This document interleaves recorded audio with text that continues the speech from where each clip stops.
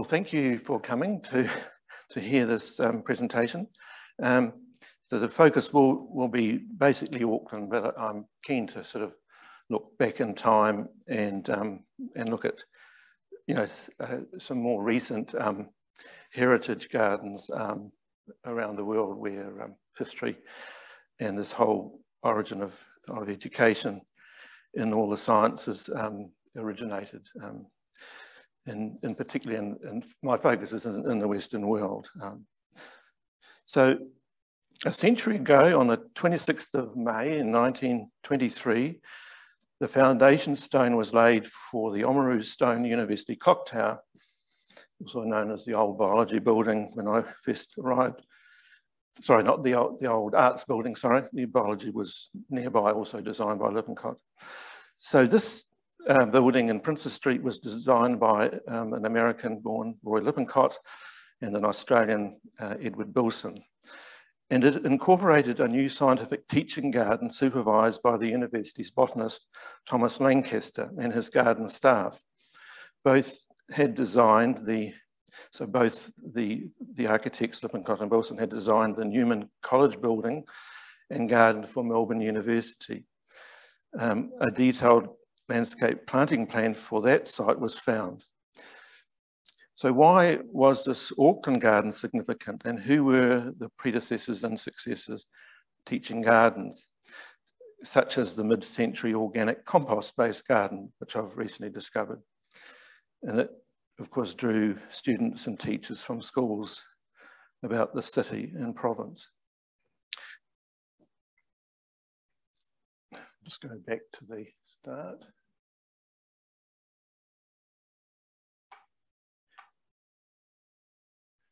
So how did I become interested in this topic? Well, in the introduction you've just heard, I worked at the university in what was in the grounds department, it's now property services, from 1980.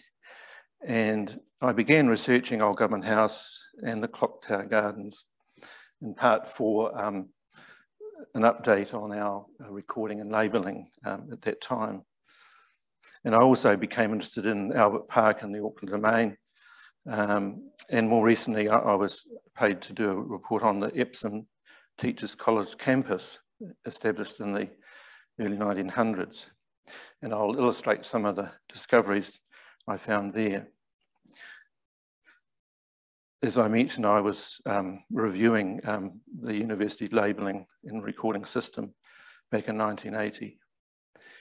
The other connections to this subject came from, oh, thank you, some independent funding that I received when I became self-employed in the early 2000s. And I and a colleague, Louise Beaumont, we received a grant of £2,000 from the Stanley Smith Trust, which is a British-based horticultural trust, and we were required to write a report.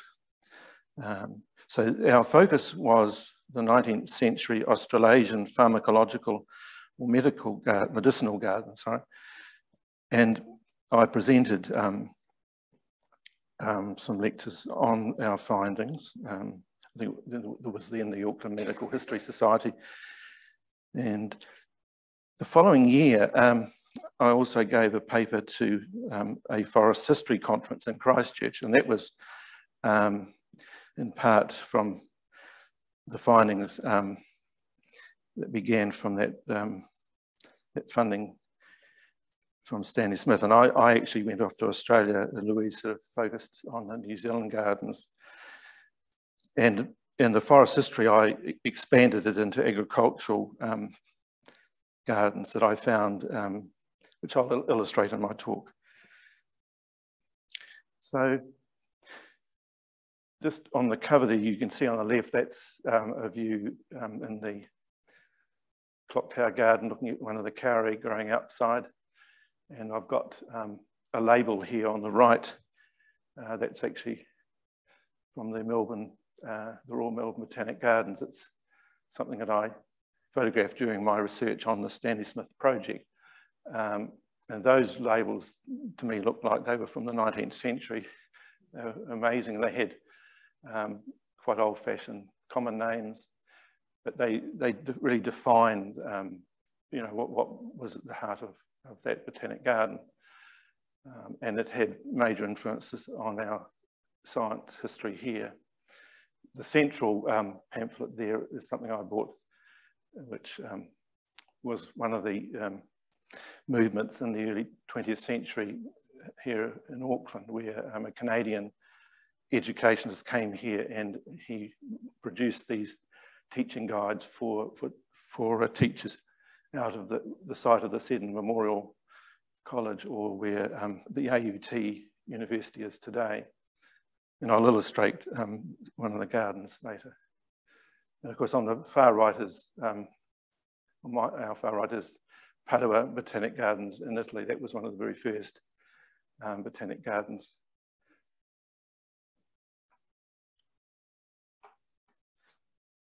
And these are just a sample of some of the gardens that I've come across. I'll be interested if any of you are aware of others. I'm aware of a number of secondary schools in the Auckland area that began to teach horticulture and potentially set up gardens, whether it was you know, labelled collections of native plants, or it was fruit trees or other trees.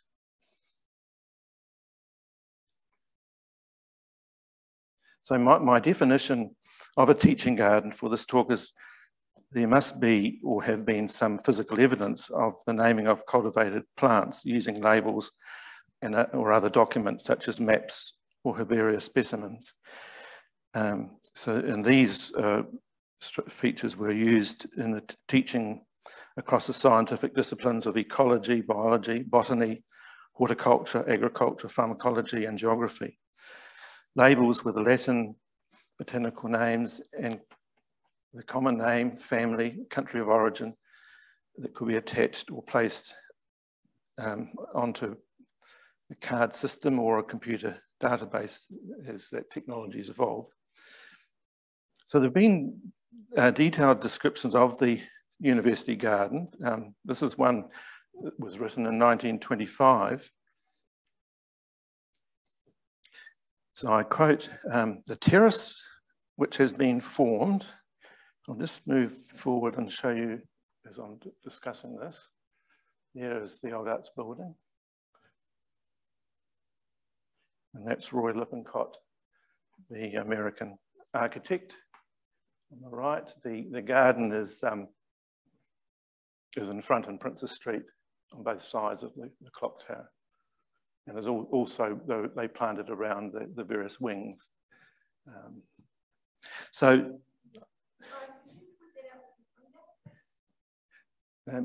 this is the teaching gardens here along the front, and they run around the behind the building here and around this building here. That was, there's also them here. So that today, if you go there, they're all still in situ. There's been a cycling of plants and labelled typologies and records, which I'm going to illustrate.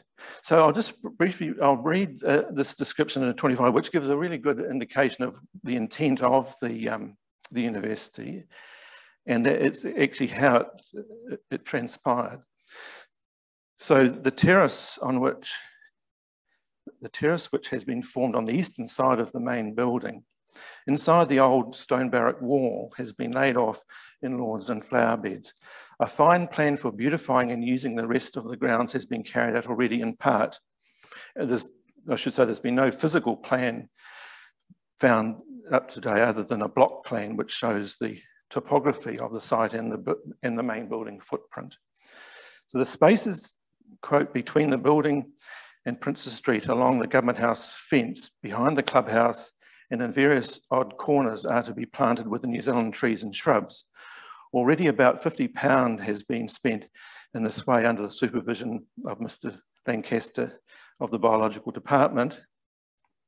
He was also the founder of the Auckland Botanical Society, and that society, a few years later, published a really important booklet by Margaret Adams, a Maori woman, on Maori medicinal plants. And there's more research needed, but there's potential for this collection of plants to have been used to teach Maori knowledge. The fact that Margaret Adams, I found her working on the Epsom campus later in the 1950s. So the method of planting may best be seen on the northern part of the Princes Street frontage. The flowering plants have been distributed according to the colour of their blossoms. Mauve veronicas, or other known as hebe, yellow kofi, red manuka are examples. Trees have been planted only in spots suitable for trees, and shrubs where shrubs alone are needed. All the plants will be labelled, and the garden is certain to be a great value to biology students. Collecting native plants is a rather slow and expensive business. Hence, the college will be most grateful for gifts from naturalists and others who feel inclined to find plants for the collection. This is one way in which the public-spirited people may help the cause of higher education, if they are so minded. I think I recently found a woman gardener in Auckland who donated a collection of plants that needs more research. So herbarium specimens were also collected from these live plants as part of the teaching process, and students would create their own small herbarium from these live plants. And this was the convention when I was training in the 1970s, for example, at Lincoln College, which had plants around the campus. I don't remember any labelled collection as such, but so how were the point now being is how were the other early collections labelled for the public and school education? We find still in the Albert Park in Auckland Domain some very old green iron metal painted with black lettering survive on some of the trees. If we go back in time, we find one of the first descriptions of the type of label, and this is from the Superintendent of Parks at the Dunedin Botanic Gardens, David Tannock, and he said, and I quote, he made a start to label the trees and shrubs with metal labels, having on them in raised letters the natural, which is the cultural scientific typology, the order, the botanical name, the common name, and the habitat of the plant. The idea is to make the garden as far as possible of educational value. Interestingly, I've never seen any photographs of that particular Dunedin label. In fact, it's very hard to find the part of the garden that which would have been the native plant collection up on the very top of the garden, where a labelling was probably in place. So since about the 1970s, aluminium anodized tree labels have been widely used. And this is what the university chose when I presented some reports. Having previously used Formica, I don't know whether you're familiar, it's a sort of type of plastic. It has a sandwich type structure. And a special machine cut the names into the material, revealing white letters. But with Auckland being such a monsoon type climate, algae would soon grow and obliterate a lot of the lettering. So it was fortuitous to use this new system. With the aluminium does occasionally get lichen that grows on it, but it's easy to wipe off. So stepping back into the 1980s, what I'll just do, I'll run through these slides here. I wanted to illustrate that. So the university, along with the aluminium labels, we also looked down at Waikato University, and they had a manager there called Ron Lysett, who had created a mapping system, and this is one of his maps for the University of Waikato. And that's on the left is the job appointment. Ron worked there for about 15 years and later moved to work at Melbourne University, where he retired. So he's an important figure, and particularly in the recording of plant collections in New Zealand. I've shown you Roy Lippincott. And this is the old arts building. You may not be familiar with the fact that across the facade of the building, there are these motifs relating to plants. So the clock tower has the finials there that represent flax seed head. And down at the entrance doorway, there are gargoyles representing care or kaka, and there's also other motifs. That central image shows the beautiful stained glass windows at the eastern end of the building, which represent, once again, floral motifs. And the far right image shows at the various levels, you've got these unfurling fern fronds. And I hadn't noticed it before, but you can see that at the very top of that tower there, that same sort of almost forest. I think when I looked at it closely some years ago, it reminded me of the Nikau, the Nikau frond. It has that same sort of relationship. So not forgetting that the key person that would have advised Roy Lippincott and Edward Billson was Thomas Lancaster. This is a very rare image of Thomas.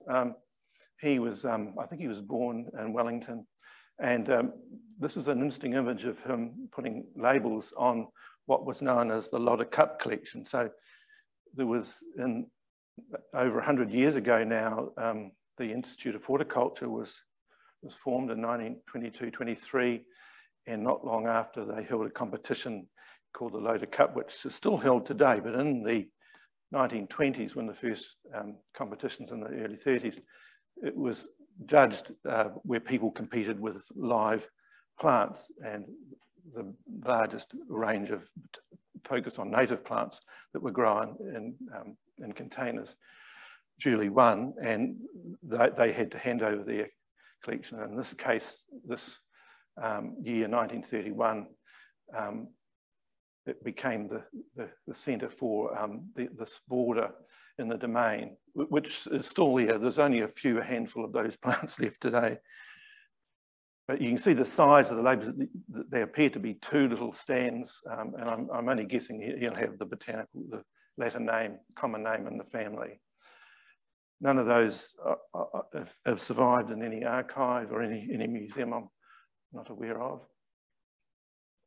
Now it's a bit faded, this image. This comes from Professor Laurie Milliner, who stepped into the shoes of Lancaster, who died about 1945.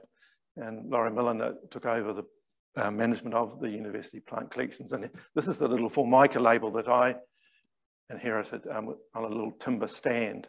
This is in Princess Street with the little turf curb in those days. But you can see how densely planted it is. And we've also, if we go back to the founding of the university, we have Professor Thomas's teaching garden. This is on the slopes of Beach Road. And this is an image from 1895. There's no indication of any labelling, and I have looked through some of his papers, but I'm assuming he would have taken students in there. There's a very dominant pampas plant in the middle, which is interesting. This is just summarising what I was saying about Thomas, and I've already covered a lot of those points there. Moving on to the teaching gardens for the Seddon Memorial College. What's interesting with the role of the university is that Frederick Neve was a graduate from the university, and he took up a position at Seddon Memorial College and wrote this really important book called Botany, in which there were 3 editions published from about 1910 to the 1960s. So this was the teaching Bible for horticulture and botany. And on the left, you'll see a woman. I think they're all adult women there. They were learning the new syllabus to teach students.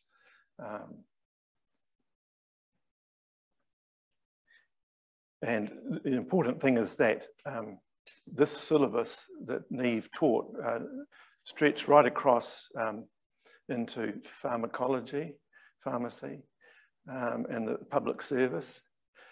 And he transformed a British range of plants to teach into New Zealand plants. A lot of the case studies in the book relate to New Zealand. And one of the key people who was acknowledged was Leonard Cockayne. I'll read a quote just a little bit further on. This is some of the university, the old plans for the old arts, the Clocktower gardens. So you can see how, in this case on the right, the beds were all numbered, and there's an inventory of the plants. I think it was basically created on the run, so it's lucky that it survived, but there are other master lists of different families. That was an image of Lancaster. So stepping back into the 1980s, pharmacist and local politician Graves Aitken, an Auckland Domain board member, visited Melbourne to bring back a named collection of medicinal plants at the time when the New Zealand pharmacists began to organise themselves, basically teaching the pharmacists and organising, training. This happens many decades before the New Zealand horticulturists who, up until the 1920s, I think were relying on British qualifications. But the pharmacists were ahead of the horticulturists. And it's interesting that at the time of Aitken's visit, and I discovered this through the Stanley Smith research, the focus on plant imports coincided with the Christchurch Botanic Garden jointly publishing with the government a one and only plant catalogue for any basically public garden in the 19th century. And this catalogue documents about 300 plants. It was prepared by John Armstrong, who was the curator of the Christchurch Botanic Gardens. Importantly, Aitken would have probably visited the Melbourne University Systematic Garden, which I'll illustrate, and which has been reinvented, and I'll show that at the end of the talk. So in Melbourne at the same time, William Guilfoyle was in charge, and he constructed a medicinal garden during the 1980s, and that was it was published in an Australian journal with some wonderful images of the layout and the plans of the garden. And there were 6 beds.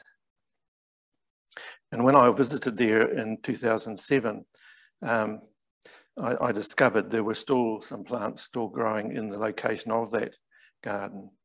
I think the staff at Melbourne had sort of forgotten that important history, and they'd actually overlaid a contemporary herb garden on that location.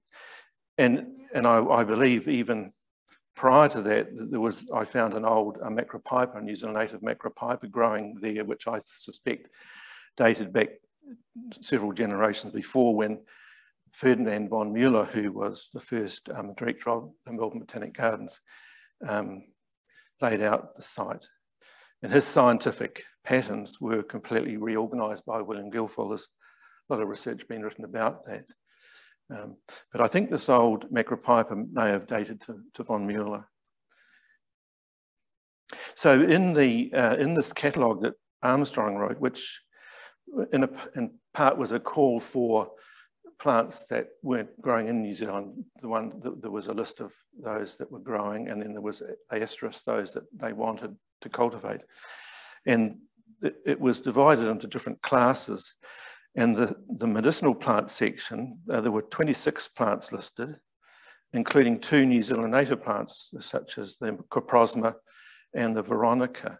And of course, they have connections to Maori medicine. So moving into the early 20th century, we find in the Waikato at the new Ruakura experimental farm, a labelled garden of New Zealand trees and shrubs. And that's been described around 1915. And there's a letter that discusses this, which says that, quoting a Mr. Joyce, a landscape gardener from Christchurch, had visited Ruakura, and he said, quote, "The Ruakura farm of instruction in Hamilton, such a garden actually exists, and it is the admiration of all visitors to the station. It's planted out and labelled with their botanical and native names, and some 300 native trees and shrubs are there among the collection, and over 60 named varieties of Veronicas, 10 of Alaria. There's also stretches of native hedges, including the Dodonia and the Pittosporum tenuifolium. And the garden is laid out on the curve, which lends a more artistic appearance to the whole." So, and I'll just move forward. One of the other early botanic gardens was the Wellington Colonial Botanic Garden. This is an image in the early 20th century of these quite rigid gardens, which held different families. And I should mention that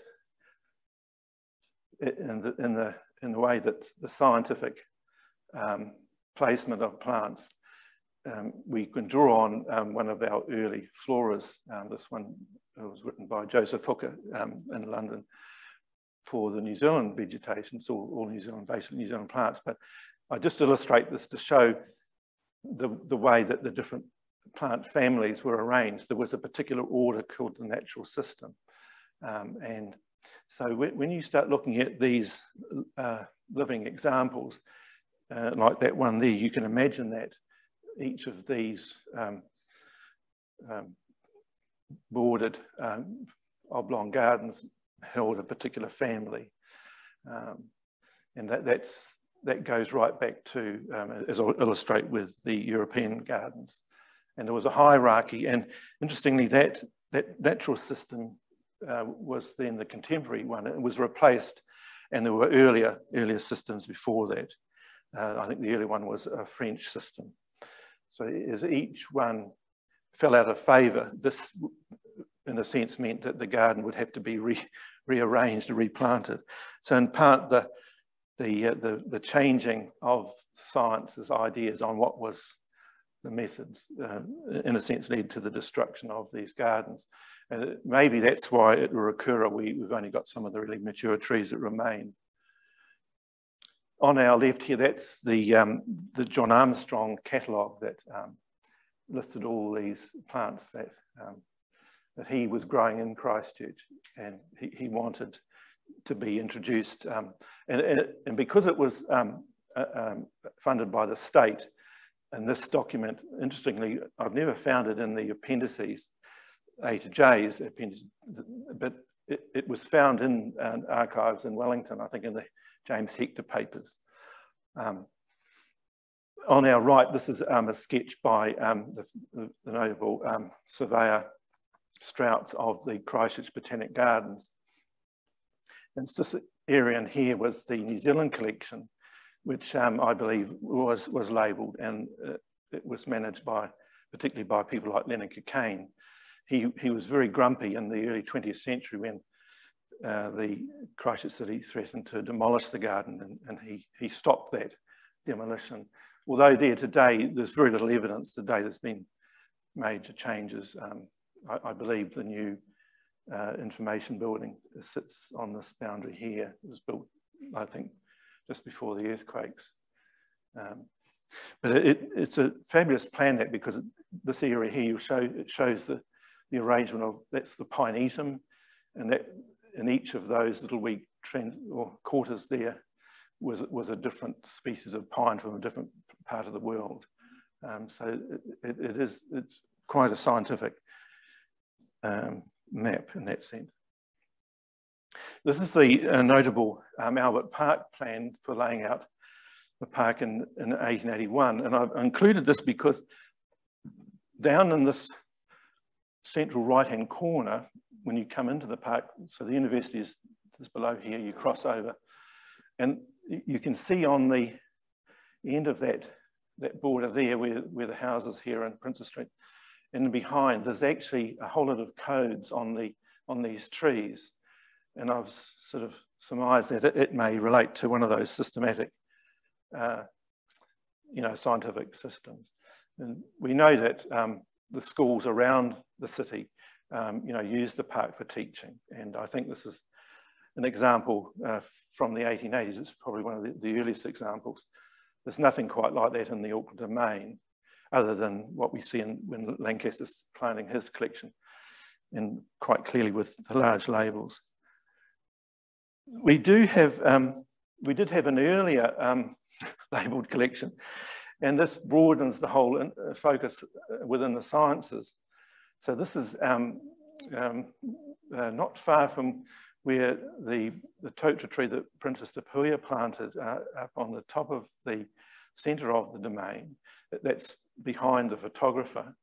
But this was an enclosed area that I believe was sourced from Ruakura, and in the plots in the middle are different grass species with labels. But also surrounding the actual area, you can see, particularly in here and around that edge, there was also a labelled collection of New Zealand trees and shrubs. So you can see, this is 1912-14, so you can see how the Frederick Neve book and teaching, and this is the state at a popular exhibition that was held just prior to World War I. In Australia, these grass collections still are in situ, both I think in Melbourne and Sydney. And this collection was written up in all the agricultural journals. I think there was a brief attempt to protect it, but it never survived. But it'll remain as an archaeological site on that flat terrace, which remains there. This is the image of the garden leading up to the homestead at Ruakura. This image is dated 1918, and you can see the very tall labels here. I had just marked them to show. You can see cabbage tree, and these will probably be hebes or olerias, and flax. So some of these plants had significant economic value at the time. The flax, as a fibre, was still being cultivated and manufactured. And this garden itself, as I say, it ties into Neve's book. This is the garden that I discovered in the Melbourne Botanic Gardens. There's a little plan of the medicinal garden there on the left, and this is a photograph from a paper that William Guilfoyle published showing the various labels. So it's quite a fascinating little garden. It would be wonderful, if it, in my mind, if it could be recreated. But closer to home, I'll just briefly describe that garden in Waikato, and of course the Ruakura garden, of course, predates the Hamilton Gardens that began in the 1950s, and the university gardens that began in the 1960s. And there was more written about the Ruakura garden in the in the in-house McMeek and Beacon in 1978. And I think the author was a librarian based at Ruakura. And she said that the grove was established around 1910 when the homestead was built. The grove became noted for the planting made in it by overseas visitors. Lords and ladies, governor-generals, and those of such ilk were invited to plant a tree to celebrate their visit to the Dominion Farm of Instruction. Each tree was once marked by a stake, which identified its illustrious patron, but time or mischief has removed these marks of history. One of the governors was Sir Charles Ferguson, I think him and his wife. And so to end the quote, the grove mainly comprises Totara Remu matai, as well as 2 kauris and several native beeches, etc. It seems most of these trees were planted during the time when considerable interest was shown in farm shelter belts and plantations. Some 10,000 trees are recorded having been planted at Ruakura around 1906. These included 53-year-old redwood trees, which is Sequoia gigantea. So these plants that founded Rotorua's planting were from Rotorua, from the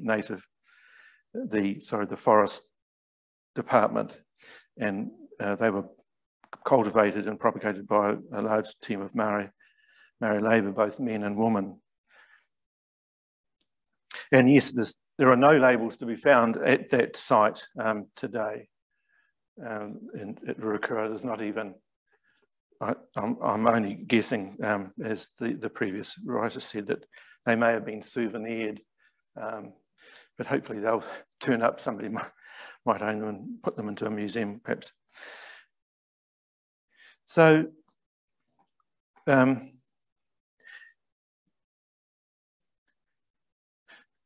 going on to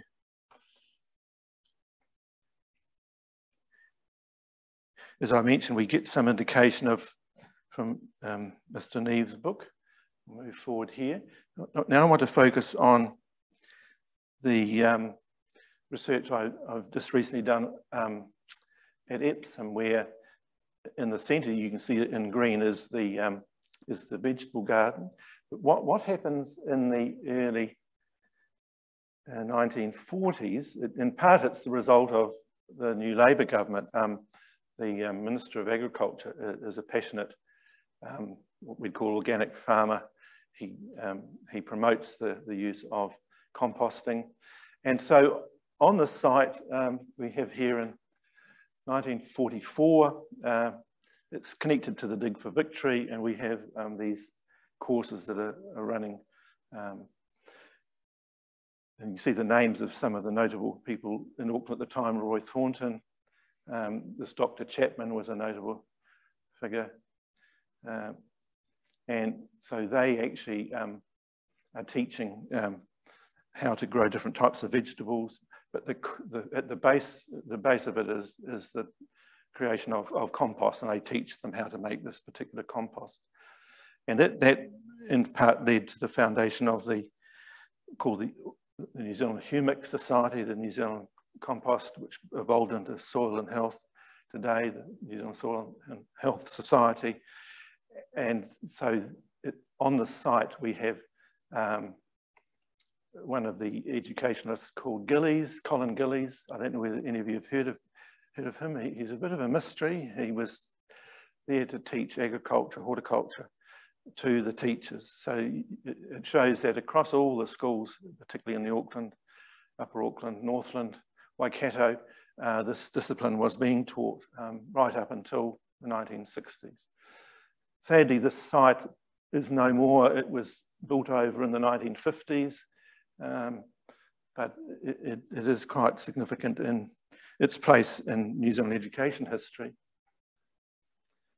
Down country, in a sort of a parallel universe, we have the new Massey Agricultural College being reformed, and importantly, in the 1940s, we have the appointment of some of the first women teachers. Up in the left-hand corner there is Margaret O'Brien, who is one of the first woman lecturers. You can see in the advert here from 1944 an emphasis on women to enrol. In the image on the left, you'll see, possibly that could be Margaret with the big hat there, but there were some women students. And they basically laid out the whole of the Massey campus. It became a teaching ground supported by I guess he was called Chancellor, Professor Perrin, who bred the first, invented the Perrindale sheep, but he had a great passion for horticulture, for botany, and he describes setting up a botanic garden in the 1940s. And so Margaret was one of the ideal lecturers. Her passion was flower arrangement, and she published a book on that subject.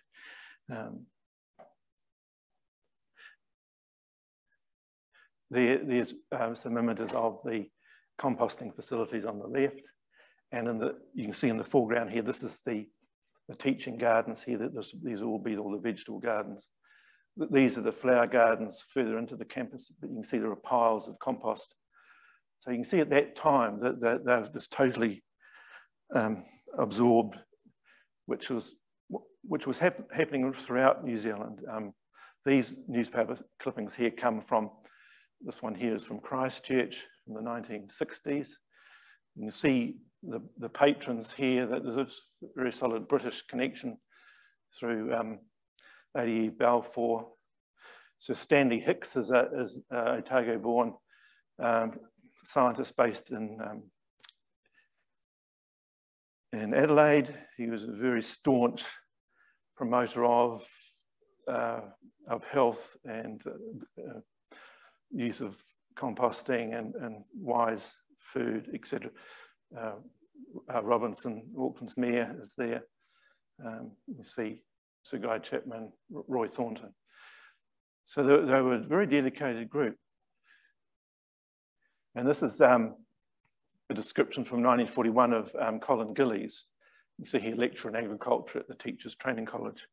And he's organising another one of his courses in home gardening.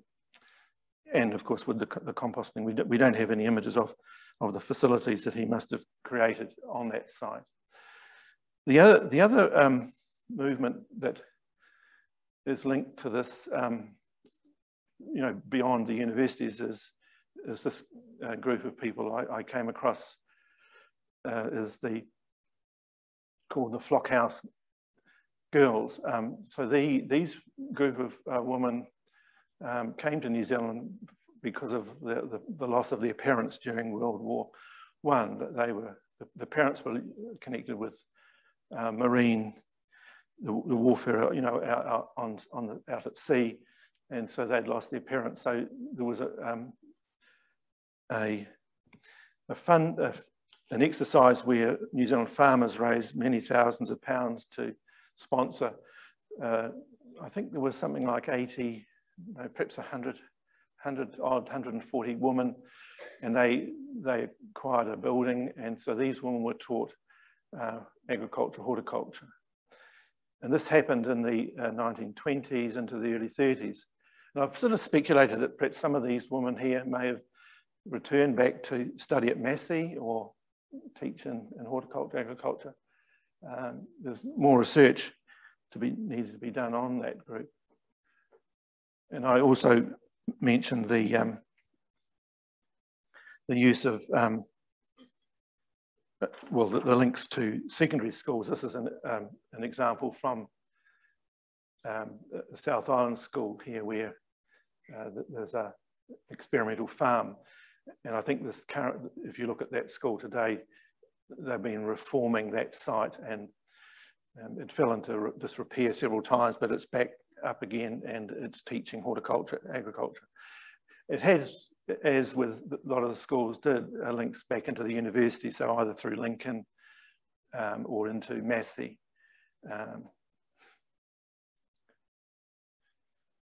This is the teaching garden at Melbourne. I'm sort of moving now outside of New Zealand. This is the important, was laid out by Professor McCoy. So this is, to conclude my talk, I want to show 3 examples of contemporary use of places that have a long history of teaching in Australasia and in Europe.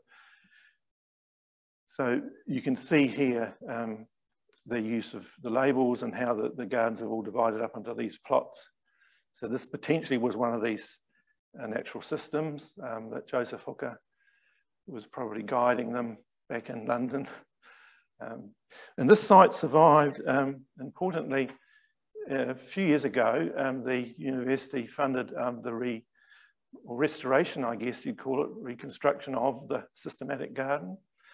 I was in contact with Tim Ubergang a few years ago. He is now on the staff of the Royal Melbourne Botanic Gardens, but he spent several years fundraising and project managing this site, which I think is a wonderful new interpretation, you know, in incorporating Aboriginal knowledge now, which was sort of neglected. But it's on the same site. That little tower was built in the 19th century. It's been restored. We also have, this is the Leiden Botanic Garden. This is one of the very early botanic gardens. I inherited a seed list back in the 1980s with this cover, and I photocopied it because I was intrigued by the amazing arrangement of these small gardens. They have various names, but they relate to different families, each one here. They're all raised in these paths.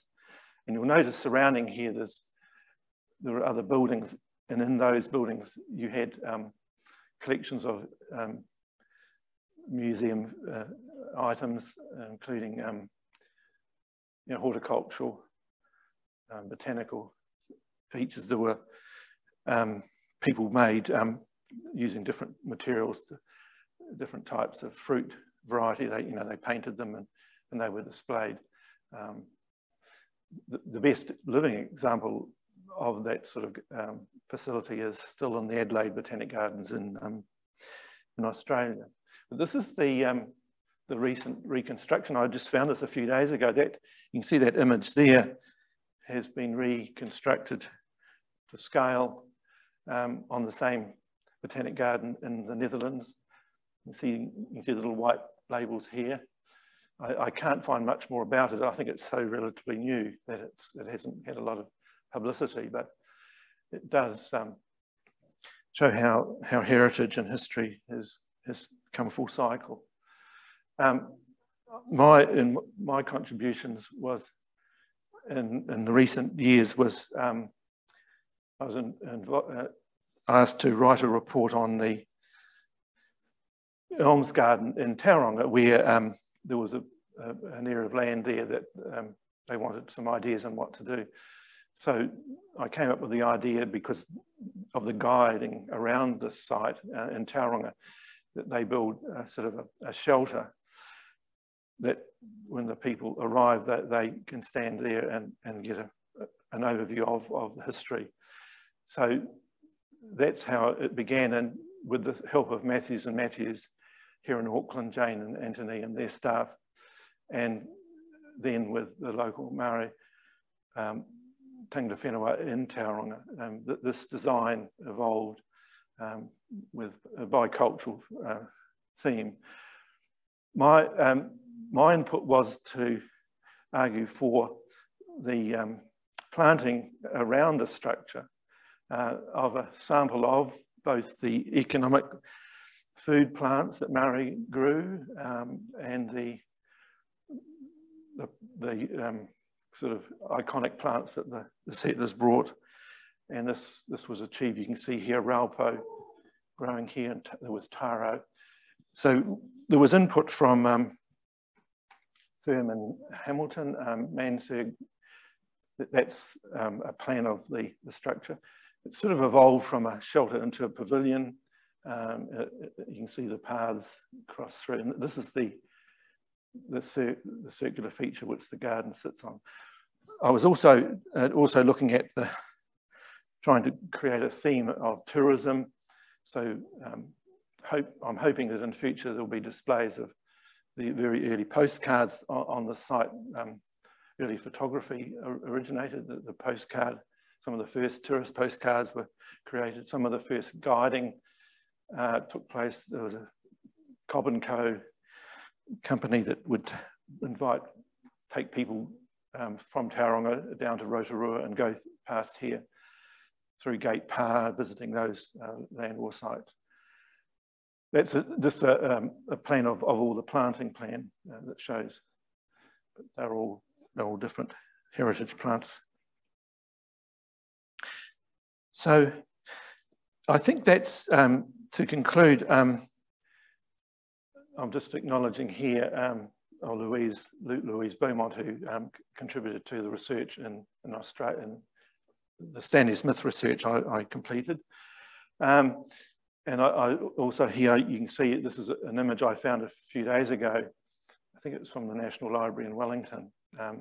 It's actually Marseille in France. I'm not sure whether it's a horticultural or botanical garden. Potentially it may have been destroyed in World War II, but